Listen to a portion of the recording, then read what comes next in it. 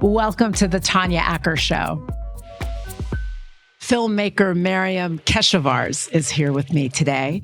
Her latest film, The Persian Version, took home both the Audience Award and the Waldo Salt Screenwriting Award at Sundance. Maryam's work reclaims and redefines the American story so that it includes all of us, and she tells these stories with humor, with love, and with thoughtfulness. Here I am with Maryam Keshavarz.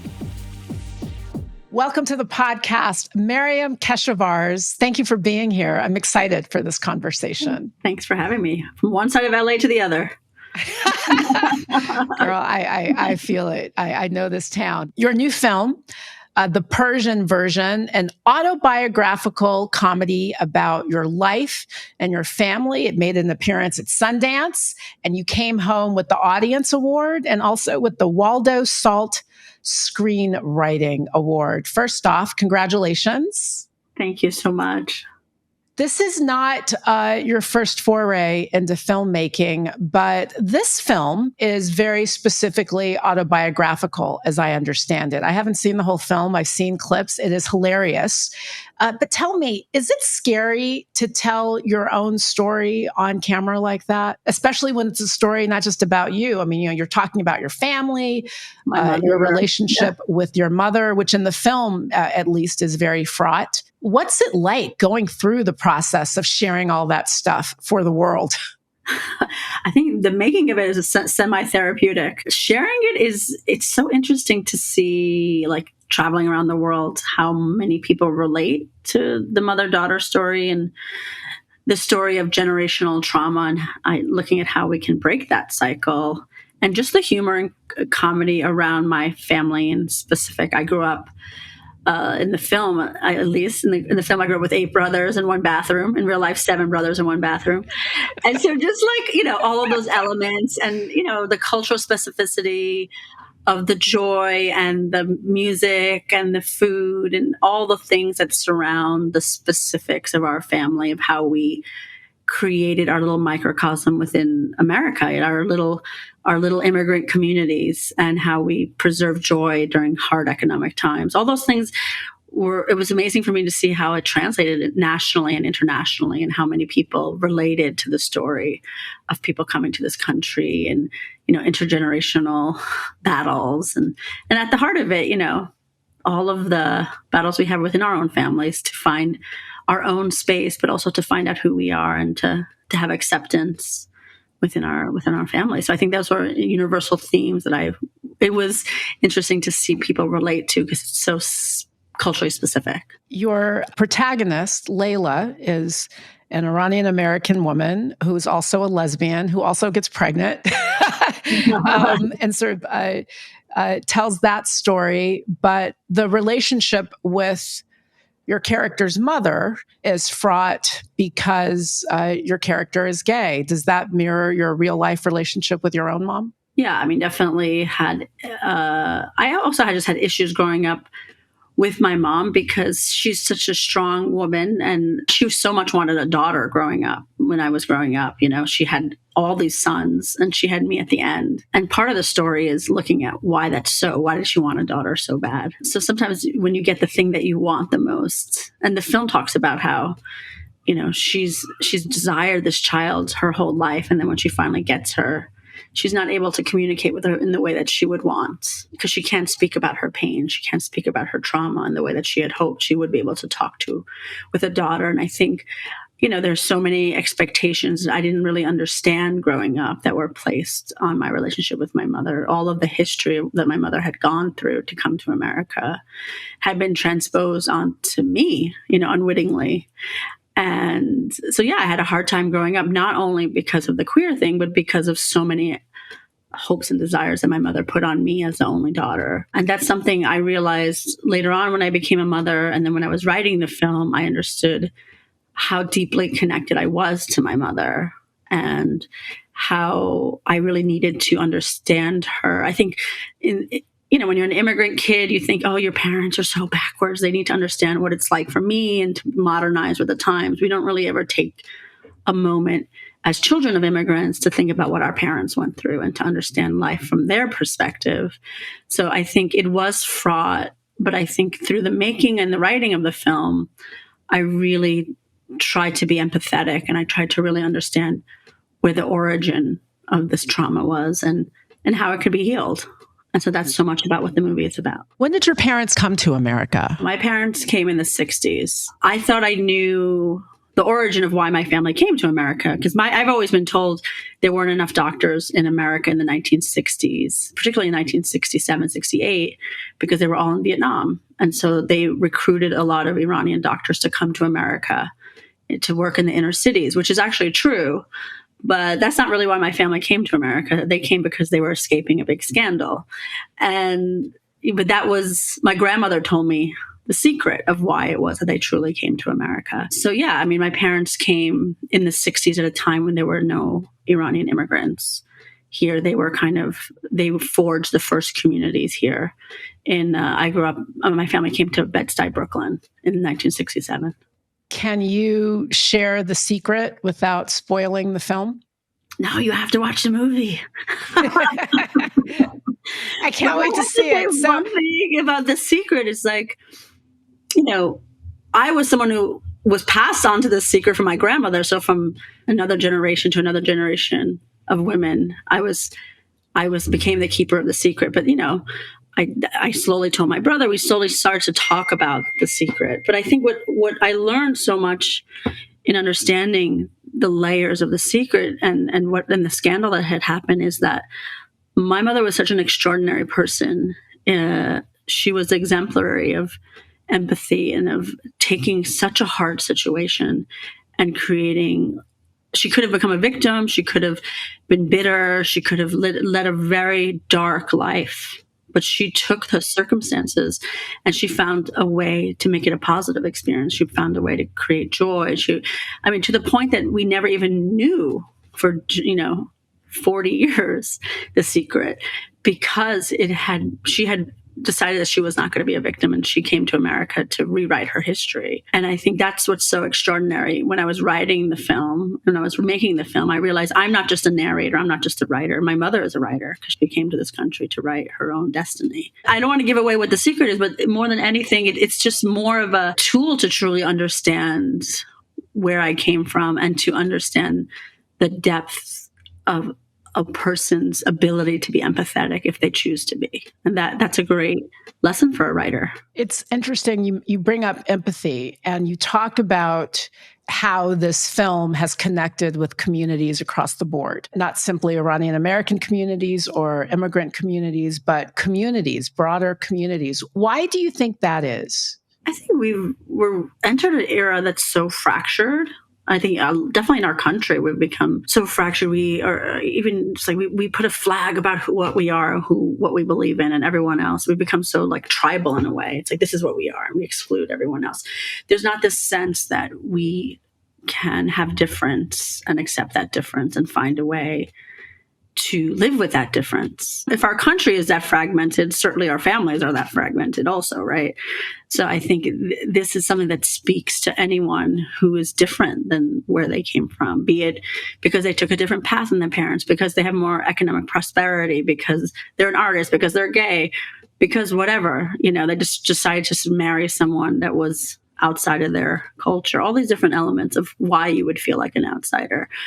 I think it's interesting to think that we can have these differences, but find a way to love each other. I think that message is something it's been really strong. It's really interesting to hear, when I take it to different communities saying, oh, I really got to call my mom.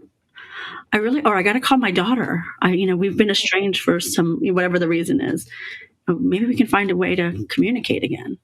And I think that's incredible. When you talk about the experience of being an outsider, either in your family or in your community, or just sort of not kind of feeling like you're doing what is expected, that obviously, not just in the film, but you're becoming a filmmaker, I think is sort of a testament to how one overcomes that and takes their seat at the table. I read a quote from you where you said that you once thought that directing was for white people. And it wasn't until you were Like, older. Yeah, right. Specifically, that directed, like, Daisy, it was all these Yeah. people. So what helped you overcome that mindset and caused you to know that you were a director? You belong at the table of great directors. How did you overcome that sense of, hey, maybe this isn't for me because I don't look like all those guys? Mm-hmm.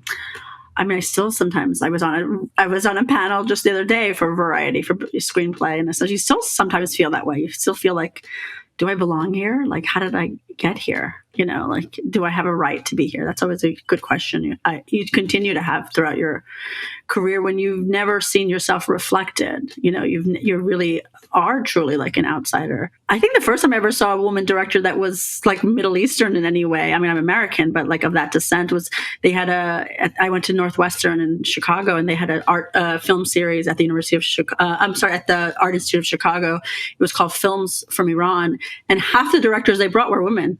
And I had never seen a woman director in my life. That was the first time I had heard that the woman who did Big, I guess it was Penny Marshall, was a woman. That was like the only woman I could think of that was a director. So that kind of planted the seed in my brain that, oh, wow, interesting. You can be a woman and a director and even be from patriarchal cultures and all this stuff. And then it wasn't until I was actually doing a PhD in a totally different field when 9/11 happened. And I just felt, I have to leave behind academia. I have to go into film. I have to change the narrative. I have an obligation as an American to show another face of this part of the world, of immigrants from that part of the world, because I felt that, like when I was a kid, we were being so vilified and so marginalized, and it wasn't who we were. The images that I was being shown on the screen, they didn't relate to the life that I knew. So honestly, I just didn't even know. I just thought, I have to do it. I have to go into the film. And I made an experimental film in response to 9/11 with my friends. I was on sabbatical at Berkeley. I didn't know how to become a filmmaker. My brother was working in the towers, right across from the towers, and he called me. He's a writer. He's now an editor and director too. And he said, fuck corporate America. I'm sorry. We should, change the narrative. We should go to school to get, I was like, how do we do it? He's like, oh, well, let's apply to NYU Film School. I'm like, when's it due? He's like, in 2 days, the application. So I wrote the application. I sent in that experimental film, and I won a full scholarship to go to NYU. And I just started there. I mean, I just like, okay, I guess I got to go to film school. And I applied, and I got in, and I met all these amazing people, and I, had all these amazing professors, and I found my path. And I grew up loving films. I grew up learning to be American by watching films, because I grew up in such an immigrant community where all my parents' friends were Persian. They were Persian doctors. And I would watch American sitcoms, Facts of Life, Eight is Enough, Good Times. I felt Good Times was the closest thing to my family because we grew up with big economic struggles. And then when I was older, I would ask my mom to take me to the movie theater, just drop me off at like 11 a.m. and pick me up at 11 p.m. And I would just sneak into all the movies and watch everything I could watch. But I never thought I could make it. I just loved it because it was a window into an America that was not my America. It was like, more white America, I guess, kind of, mainstream America. But, it's interesting and how entertainment and film and media, they really are something, they are things that bring us all together. You just mentioned Good Times, and now's the moment that we need to raise a glass to the great Norman Lear. Amazing. To 101. Amazing, right? Amazing. But, so think about a show like Good Times. Like when I was young, there were not that many Black families on TV. And certainly the images that you saw of African Americans, there was some dysfunction.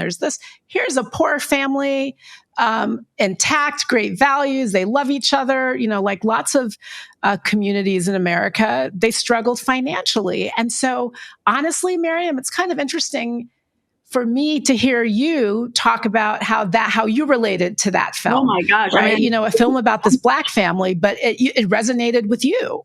definitely. I mean, those were the only faces that did resonate with me. You know, like I remember watching another Norman Lear, I think, in All in the Family. You know, and then you have like the character of the Jeffersons that live next door, and they're like, you know, all the racial tensions. Obviously, he wasn't, you know, Norman Lear wasn't racist. He was underlying the racism that was, you know, perpetrating in America, particularly in New York. But I felt like that character. I didn't feel like, you know, Archie Bunker. I felt like all the people that he hated, you know. You felt like George Jefferson. I felt like George Jefferson, or when his hippie son-in-law brought in the Jewish family, or the whatever, you know what I mean? Like, I felt that other was me, you know. And even, you know, shows that were, you know, 8 is Enough is something that was kind of like my family, but it was so white, you know, but the big family part of it I loved. Or, you know, what was it? Oh my God. What was the one where the 2 kids were adopted by Different Strokes. Different Strokes. Different Strokes. You know? I was like, what would it be like to walk into one of those like Upper East Side apartments? You know what I mean? So I felt like the kids in Different Strokes. You know, I related probably more in many ways. The only images I saw that were anything similar to mine were like, yeah, the Black families and the families that were struggling on some level that were real, you know. It certainly wasn't the Brady Bunch. Oh, God bless the Bradys. I never had blonde hair. You know, I was hairy. I didn't, you know, like I was the one terrorized by my classmates because I didn't have blonde hair, because I had dark hair and I had a unibrow and a mustache and hairy legs. And I was certainly the other. You weren't a Marsha. I definitely was not a Marsha in any way, you know.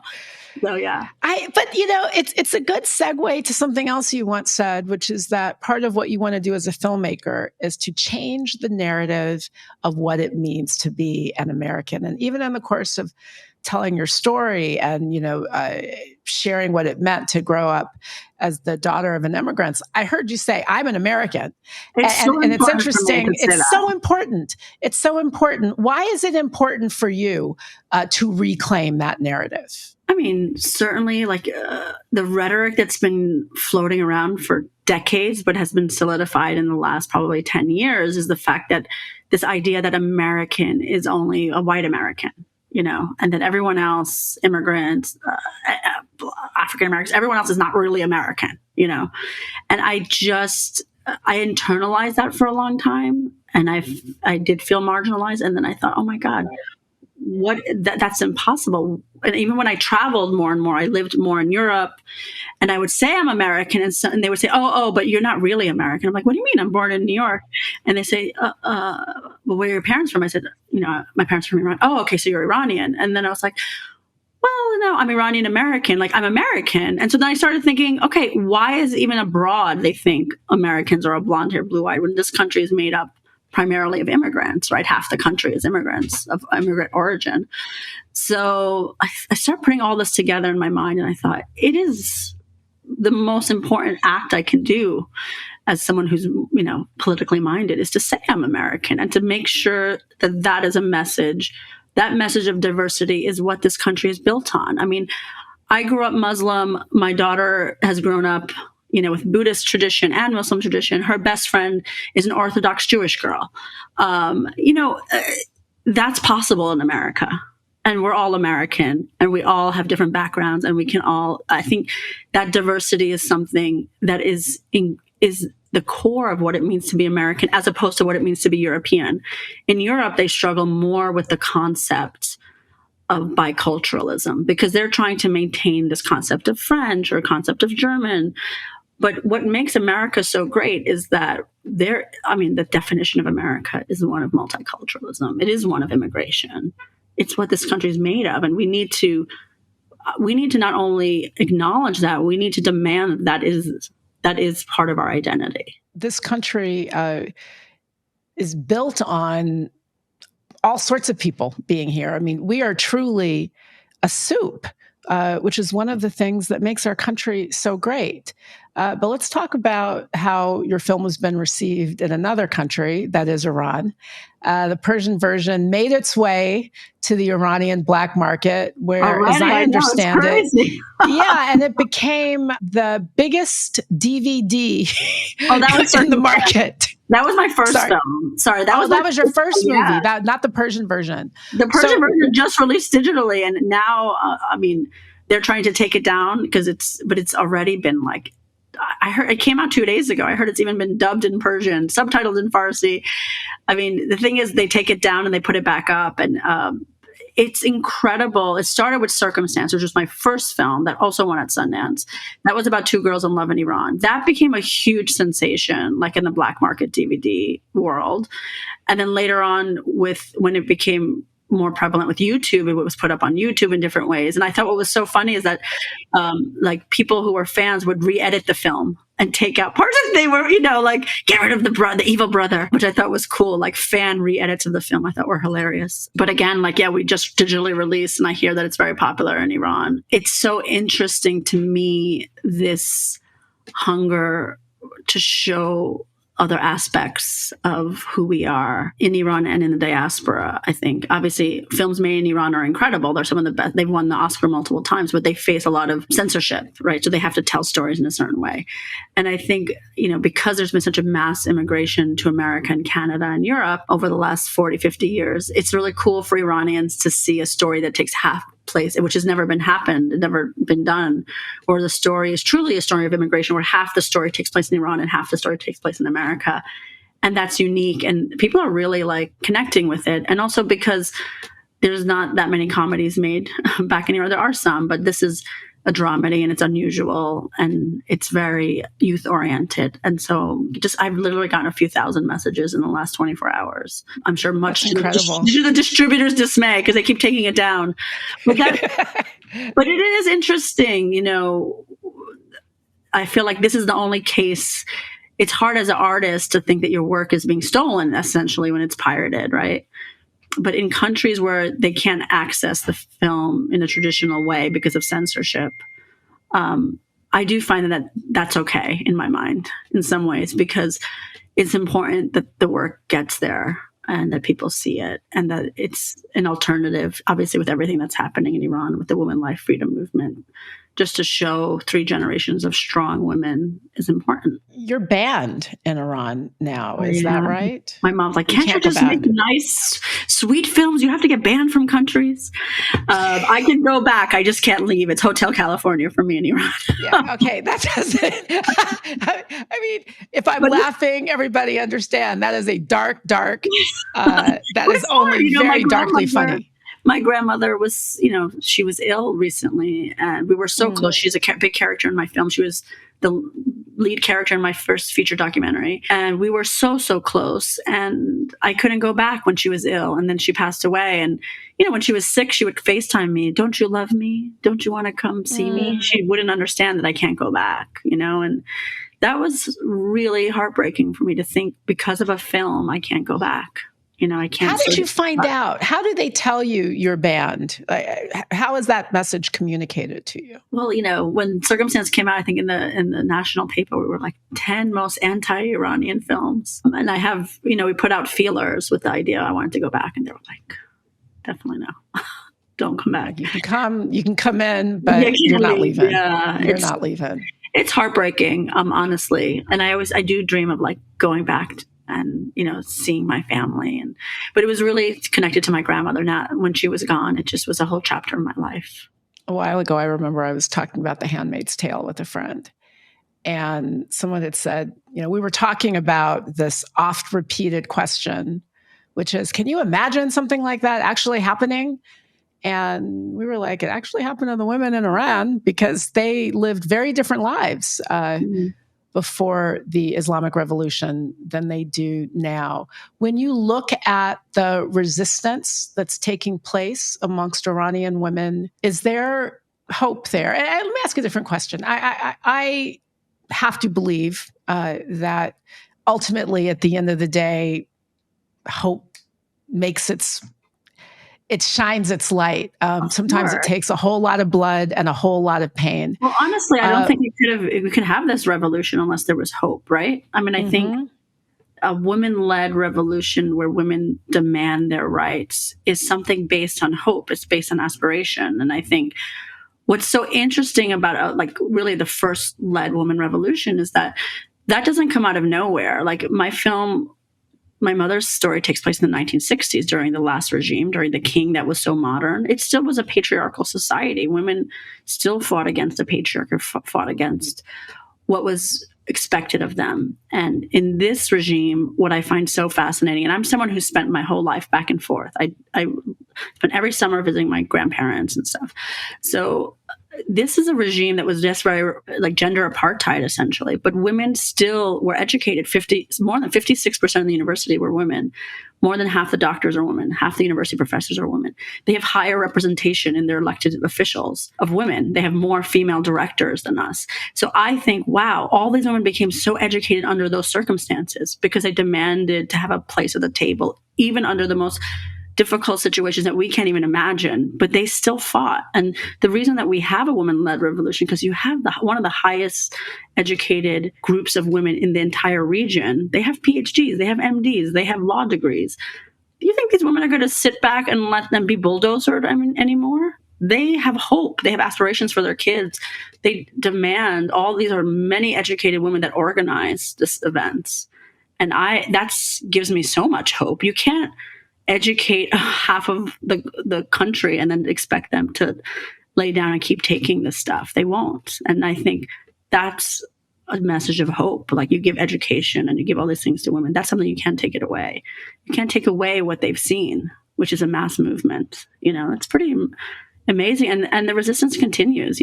Half the women there don't cover their hair anymore. That's unheard of. That's incredible. Like, still now, my cousins, I send photos, they're not covering their hair anymore. That, might seem small, but in a country where your clothing is so monitored, that's a big political gesture, and that women still do it even though they might get arrested. My hat's off to them. And that's a story of hope, that they want to make change. And just by the act of continuing it, to your point, underscores that they believe that things will change. You have the Nobel Prize winner is an Iranian woman, right? They release her from jail and she speaks out again. She has 2 kids who are teenagers that now live in Paris, and she hasn't seen them in years, but she continues to fight. Like the second they release her, they're like, okay, if you don't say anything, you can live a normal life. And she comes out, and what does she do? She says something, she's sacrificed her own personal life for that message. It's impressive. Maryam, before you go, you talked about being on this panel recently where you still kind of struggle with some imposter syndrome. I think a lot of us do. From time to time, it creeps up. Like, how did I get here? Do I really belong here? Am I smart enough, good enough? You are. Look at your successes. You know this intellectually. There is somebody watching or listening who doesn't yet know it intellectually, who doesn't have your body of work to support them, who is still trying to create it or still trying to decide whether or not they belong maybe in Hollywood, or is it, another discipline where there aren't many folks at the table who look like them. What is your advice to those people? What do you say to them as somebody who has defied expectations, defied stereotypes, shown up in places where once upon a time you didn't think you would be? What do you say to others who want to take that journey? I have a couple messages. One is it's a really hard journey. So I always say, make sure it's the thing that you absolutely have to do. I felt like I had to do this. Like there was nothing else I could do. Once I went down this path, it became my goal. Like there was no other goal that I could reach in my life that would be as important to me. That's one thing. The other thing is community. Like through the years, community of other BIPOC directors, of women, of independent artists. Community is such an important thing so we don't feel alone. It's such a struggle, and other people understand that are in that boat. Community mentorship. I really benefited from mentors through my career, and I now mentor a lot of other younger filmmakers. And that interaction is so vital because it is also an art form, right? And we learn from each other. And there's that element. Even like once I got on the panel, I was fine because I realized these are my cohorts. And we were laughing and like, oh, we all go through the same process, but we're so isolated sometimes, or we're so competitive sometimes, right? We don't remember that this is a community, that we're actually more alike than we think as writers, as artists. And I think community mentorship. When people open the door for you, remember to pay that back. I've tried really in my career to really live by that motto, and that it's not a zero-sum game, that we can help each other as women, as minorities. People Instagram me all the time. I'm a young filmmaker. I went to NYU. I'm so busy. I have a family, all this stuff, but I try to make the time. I'm like, yes, let's set a call, or let's grab a coffee, or how can I help? Well, just because that's important. I remember when people did that for me, but also I think solidifying as artists, or whatever your field is, as to the why. I think I've always been clear with myself, even in the hardest times.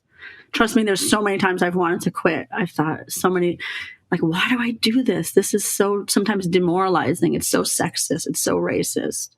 It's like, I could be the head of a hospital. Originally I was studying medicine, like my friends, and it's sometimes you feel so disrespected, but you have to remember who you are and why you're doing something. If you can always make that your guiding light, I think you'll get through hard times. Thank you for that. Thank you for spending your time here with me today. I really am honored. I haven't seen the entire film yet. I've seen some clips, and it's hilarious. Like, it really is. I'm sending you a link right now as when we get off. It's so funny. For you to see it.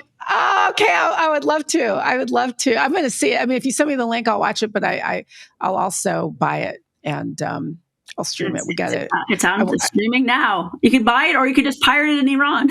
I'm not going to pirate it. I'm not going to pirate it because I live in a country where I can still watch a movie, where I can watch a movie. That's what I so said. I'm going to buy your movie. Exactly. I'm going to buy your movie. It is the Persian version, everyone. Maryam Keshavarz, the latest. It's an award winner at Sundance. I'm going to buy it. I'm going to watch it. The clips I've seen are hilarious. And Maryam, your story is profound and compelling and inspirational. And thank you so much for sharing it with me. I'm honored by you. Really fun night.